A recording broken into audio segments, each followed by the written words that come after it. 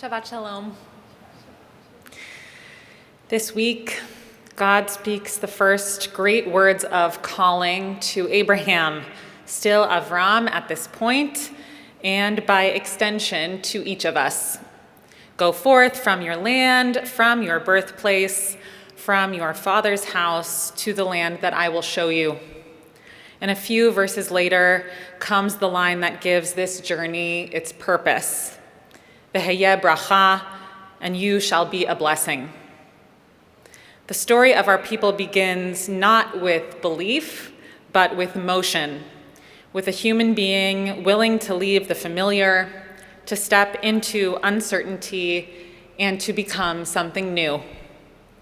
And maybe it's no coincidence that we read Lech Lecha now, on the cusp of our mayoral election, a moment when our city and even our own communities feel anxious and divided. We live in a time when it's easier to retreat than to reach out, easier to defend our corners than to cross the street. A couple of weeks ago in my neighborhood, I witnessed something small that felt like a glimpse of what V'heyeh bracha looks like in our life. Someone's dog had slipped its leash, and an enormous, brown, joyful creature is suddenly very free and very terrified on West 69th Street.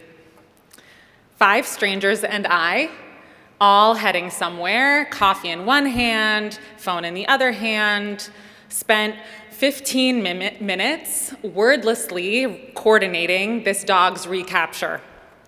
No one spoke. We just moved instinctively together, blocking one end of the street, crouching, extending our arms until the dog was safe again in its owner's arms. Who were these other 5 people? I have no idea. We never exchanged names, but for that brief moment, 6 strangers became a kind of covenantal community, a neighborhood minion of compassion. Every one of us was late for something, but none of us seemed to care. This too is Lech Lecha, leaving the boundaries of our own schedules and stories, stepping in towards someone else's need, becoming a blessing, even if it's by accident. Lech Lecha literally means go to yourself, not just leave, but become. Faith in Judaism is not static. Every time we choose to feel kindness toward others, we are walking in Abraham's footsteps. Consider Chef Nina Curtis, who after decades in the high-pressure world of luxury cuisine, decided that feeding people mattered more than impressing them. This fall, she began hosting free community cooking nights in Harlem, teaching families to make healthy, affordable meals with ingredients from their corner markets. She says, when you share a meal, you share power, and you show people that they matter. Chef Nina left behind the predictable kitchen of success to serve her neighbors and to nourish the city that raised her. Her kitchen has become her tent of meeting, a place where everyone belongs and where blessing is tasted.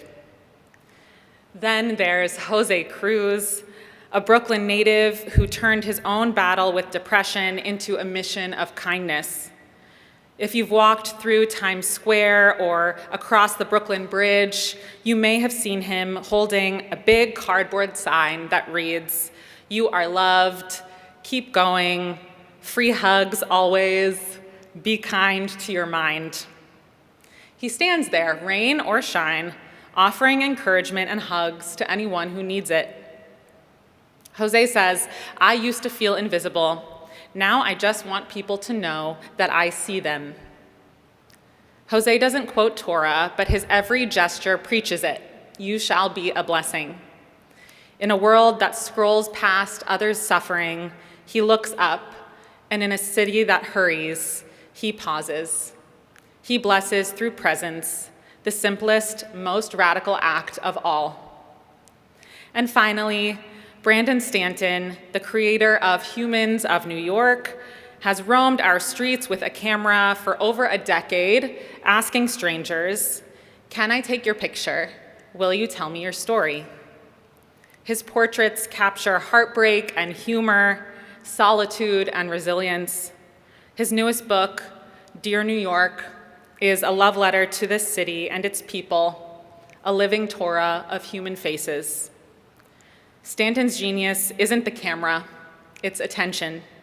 He blesses people simply by seeing them, reminding us that to look at another person with curiosity and compassion first is a sacred act.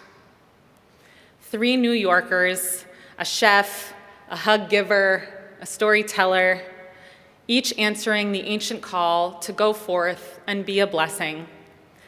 And maybe in a quieter way, 6 strangers on the Upper West Side also blessed one another by choosing community over convenience. Why am I talking about this?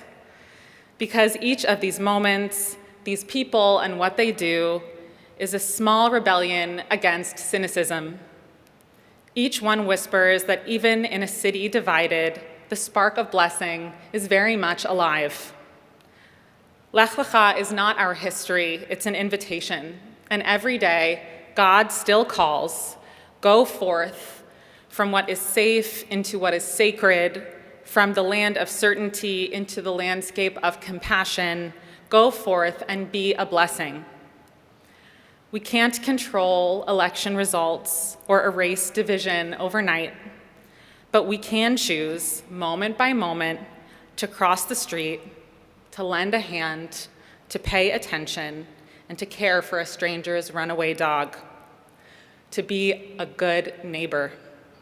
Every small act of kindness is its own campaign and is a vote for the kind of city that we all want to inhabit.